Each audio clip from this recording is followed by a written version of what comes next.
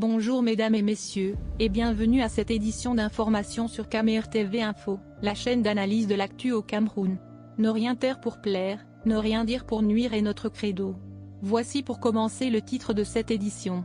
Cette vidéo est réalisée à partir d'un post de Fridolin linké sur sa page Facebook intitulé La misère intellectuelle des universitaires. Mais avant de détailler l'intégralité de son contenu, veuillez prendre 3 secondes pour vous abonner à nos pages Facebook KMRTV.info ou sur YouTube KMRTV Info. Un like pour une souscription à nos médias pour ne rater aucune de nos futures publications est fortement conseillé. Voici la teneur du post dans son intégralité. La misère intellectuelle des universitaires. J'ai écrit ces mots cette nuit, suite au spectacle indigne auquel Aboya Manasseh et moi-même avons soumis les téléspectateurs, au cours de l'émission Canal Presse du 8 novembre 2020. Pour m'excuser auprès des Camerounais et des millions de personnes qui nous suivaient, j'ai renoncé à écrire un texte à charge contre mon calomniateur. J'ai plutôt choisi de porter le débat au plan des idées, en tâchant en même temps de penser notre condition d'universitaire et de savoir à quoi nous servons, ou, plus exactement, comment et en quoi nous devons être utiles dans la société d'aujourd'hui. Ce texte s'adresse, par conséquent, à tous les universitaires, à tous les parents qui ont, ou qui auront, des enfants à l'université, aux étudiants ES, aux décideurs et à n'importe qui. Le 8 février 1998, au congrès de la restauration du Syndicat national des enseignants du supérieur, SINES, Pierre Titi-Nouel, un éminent sociologue, avait présenté une communication intitulée « L'organisation des enseignants comme une solution à la misère intellectuelle au Cameroun ». Le conférencier avait défini la misère intellectuelle comme un état d'absence criarde de questionnement, état qui a pour conséquence de créer des conditions psychologiques et mentales favorisant l'acceptation irréfléchie de l'ordre établi, quel qu'il soit. Le contexte remet au goût du jour cette problématique centrale de l'aliénation de l'intelligentsia dans notre pays. La conjecture socio-politique actuelle offre, en effet, le spectacle des abeilles qui imposent leurs lois aux 4 coins du territoire national. Nous faisons l'affreuse expérience de la fable des abeilles, l'ère où les vices privés font les vertus publiques, l'horizon borné, ensanglanté, de Bernard Mandeville, un auteur anglais, celui de la ruche murmurante, où les fripons sont devenus d'honnêtes gens. Voici l'actualité revue et corrigée de ces mondes trépassés qui reviennent en force à la vie, au cœur de la République. Tel était l'état florissant de ce peuple. Les vices des particuliers contribuaient à la félicité publique. Dès que la vertu, instruite par les ruses politiques, eut appris l'honneur tous de finesse, et qu'elle se fut liée avec le vice, les plus scélérats faisaient quelque chose pour le bien commun. Mais ce ne sont pas seulement les fonctionnaires, les politiciens et les hommes d'affaires véreux qui sont responsables de cette décrépitude de la morale publique et des valeurs de la République. L'enseignant d'université en porte une lourde responsabilité. Nous sommes responsables de ce qui nous arrive et, indirectement, de ce qui est arrivé au peuple camerounais. L'altercation avec soi, il faut faire les problèmes à soi-même. Peut-être sommes-nous aveuglés par les lumières que nous revendiquons formellement au nom de nos retentissants parchemins académiques, au point de passer à côté de la légitime révolte intérieure qui anime les grands esprits. Car, tout se passe comme si nous ne sentions plus le monde, pour le caractériser et le travailler théoriquement, scientifiquement, pratiquement. Tout, ennué autour de nous, incite à la consternation, à commencer par notre état d'esprit rétrograde, notre comportement et la déconsidération dont nous faisons l'objet de la part du gouvernement en place. 1. Notre état d'esprit rétrograde depuis l'essor des NTIC et le phénomène planétaire de mondialisation, la relation éducative, au niveau du tertiaire, après le secondaire, s'est trouvée sérieusement perturbée ou, pour être moins expéditif, elle est profondément renouvelée. L'étudiant du XXIe siècle est, sinon plus informé que ses enseignants, du moins aussi informé que son enseignant, puisqu'il a un accès aux mêmes sources d'informations que ses formateurs, puisqu'il peut même échanger les SMS avec son enseignant. Avec le développement d'Internet et des plateformes numériques, le savoir est co-construit par l'apprenant et le pédagogue. Ce qu'on apprend dès lors, à l'université, ce n'est pas exclusivement des contenus, mais avant tout le processus qui y conduit. Il faut donc développer la recherche scientifique. La recherche requiert qu'une certaine liberté soit garantie, que des moyens soient mobilisés et qu'un environnement attractif et propice à la création et à la découverte scientifique soit préalablement aménagé. Il faut surtout que, dans le corps de l'enseignement supérieur universitaire, l'on ait des enseignants ouverts d'esprit et fiers d'eux-mêmes. Malheureusement, ce n'est pas souvent le cas.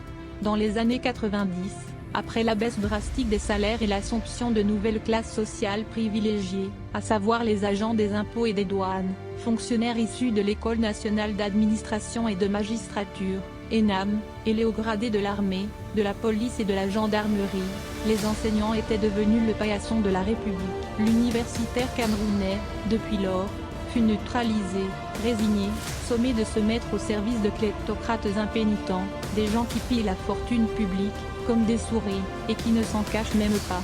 Il a continué de survivre ainsi, dans la manipulation, le faux, le mensonge, la duplicité, l'opportunisme et la honte. Désormais, l'indigence et l'indignité imposent leurs lois implacables.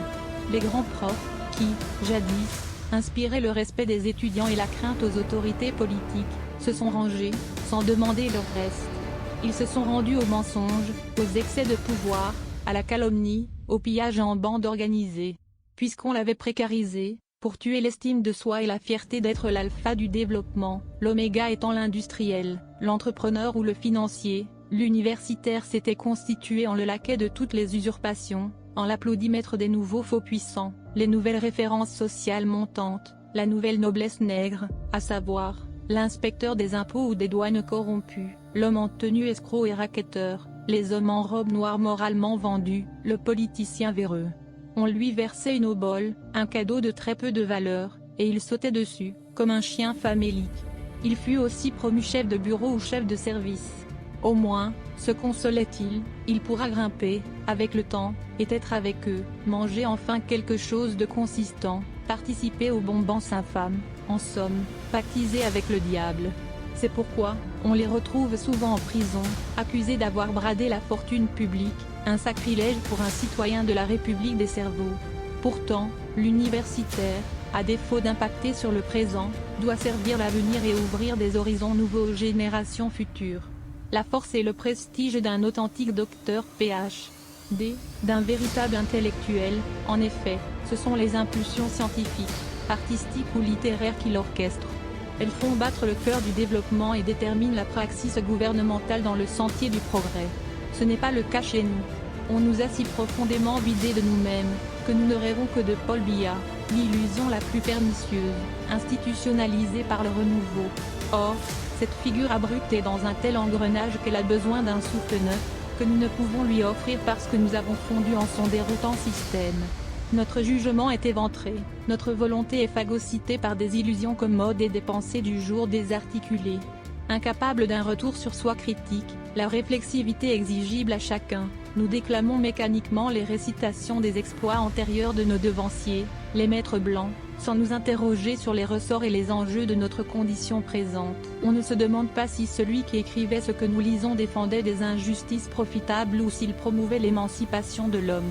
En un mot, nous ne nous déparasitons pas intellectuellement. D'où notre comportement, qui frise l'indignité. 2.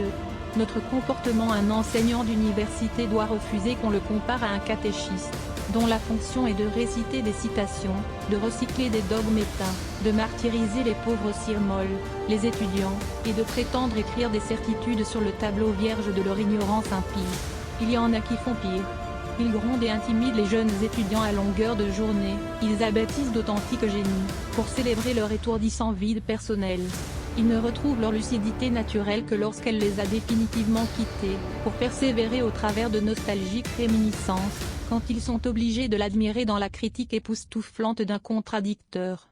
Or, la fonction d'enseignement au supérieur est adossée à l'exigence originelle de recherche. Chercher, c'est se recréer en permanence le cadre et les ressources du déploiement de la raison délibérative, quels que soient les domaines de spécialisation. Surtout actuellement, où se spécialiser implique nécessairement l'effort de renouveler les cadres sclérosés du parcours exigible qu'on a suivi, c'est-à-dire, donc, se projeter au-delà de son domaine, renflouer son regard, densifier ses facultés avec une expertise contaminée par les mondes parallèles, se redimensionner, pour mieux apprécier les itinéraires suivis ou proposés, afin de les rentabiliser. En attendant la suite de ce texte, veuillez prendre 3 secondes pour liker la vidéo et la partager. N'oubliez pas de vous abonner à la chaîne YouTube CamerTV Info. À bientôt pour de nouvelles publications. #anglophone génocide.